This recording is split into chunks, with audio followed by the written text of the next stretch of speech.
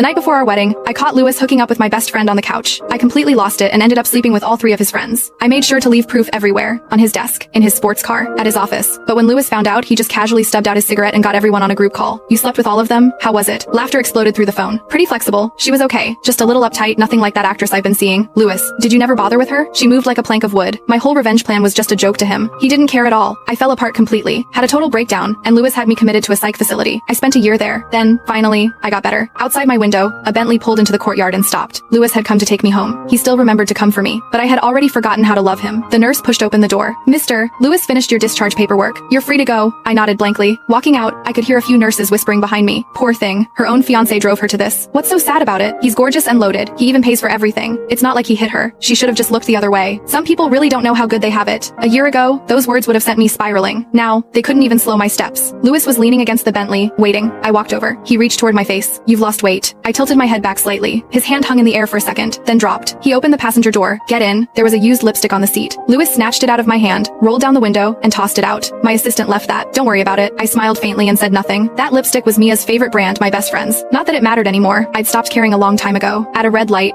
Louis drummed his fingers on the steering wheel, then finally spoke. It's over between me and her. I got rid of that couch, got a new one in the style you like. I had the housekeeper keep your things clean every day. Nothing got dusty. Thank you. I smiled softly. Louis glanced over at me, his expression unreadable. He reached into his pocket and pulled out a small red velvet box. I had the ring remade. Bigger diamond. You like it? I didn't take it. Let's call off the wedding. Louis didn't take me seriously. He just dropped the box in my lap. Enough with the drama. I slept with your best friend. You slept with my 3 friends and you even came out 2 ahead. Call it even. The spot as my wife is still yours. I promised you that. Stop playing hard to get. I stared at the little box and said nothing. Just smiled quietly. Bitterly. I wasn't playing anything. I was just leaving. Heading somewhere quiet, a small village, nothing like this city, where my parents were buried. A place without him. A place where it wouldn't hurt. The car pulled through the gates of the estate. Nothing had changed. I didn't go to our bedroom. I dragged my suitcase toward the guest room. Louis stepped in front of me. What do you think you're doing? I got used to sleeping alone at the hospital. I glanced back at the room that had once been ours. I don't want to sleep in that bed anymore. The day I found out about him and Mia, I checked the security footage. It wasn't just the couch. They'd been in our bed too. The one he'd had custom made for me. When I saw that, the pain nearly destroyed me. Louis stared at me for a few seconds, then let out a cold laugh.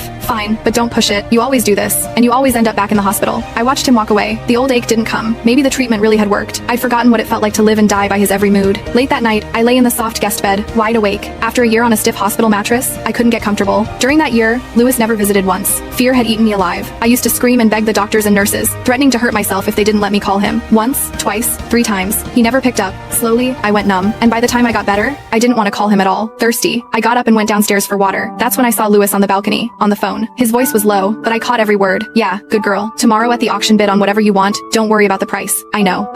Things are just a little hectic right now. I can't be with you every second. That soft, indulgent tone. It used to be only for me.